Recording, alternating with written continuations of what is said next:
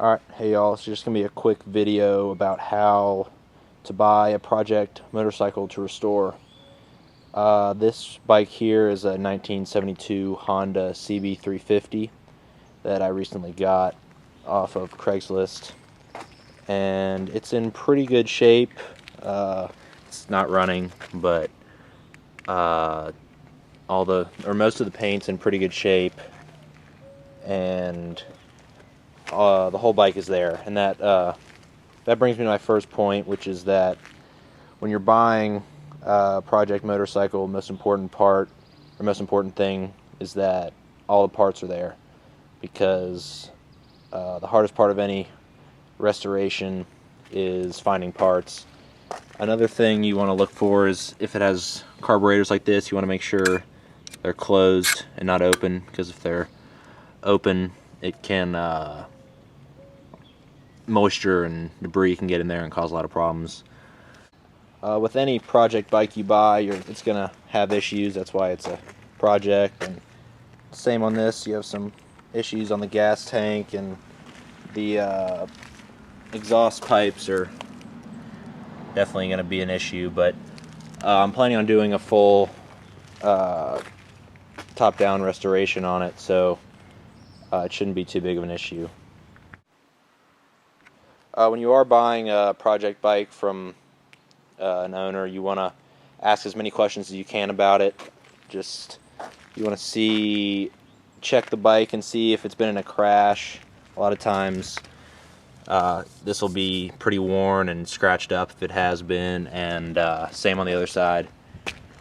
But you definitely want to avoid any bike that's been in a crash, just for obvious reasons, but it's good to ask. Also, asking about the title, because if it has the title, it can save some pretty big headaches once you have the bike restored.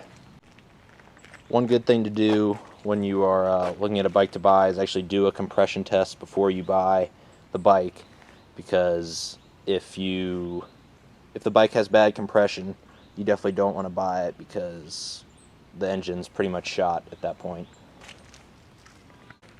Another really important thing to check out when looking at a bike is to look at the electrical parts of the bike.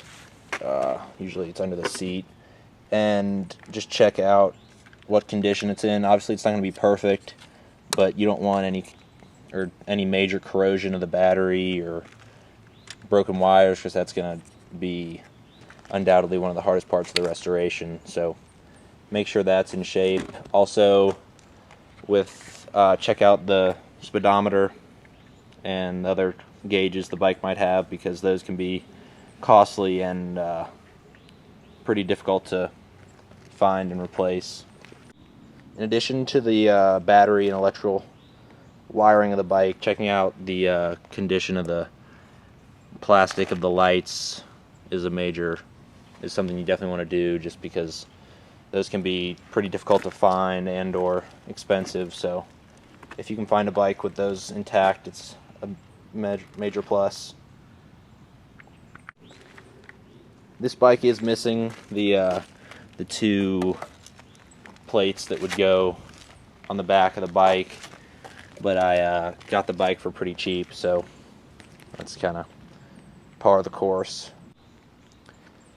So I'm going to be doing a full restoration of this Honda CB350, and I'll be posting videos periodically about how it's going and different how-to videos, so be sure to come back and check those out.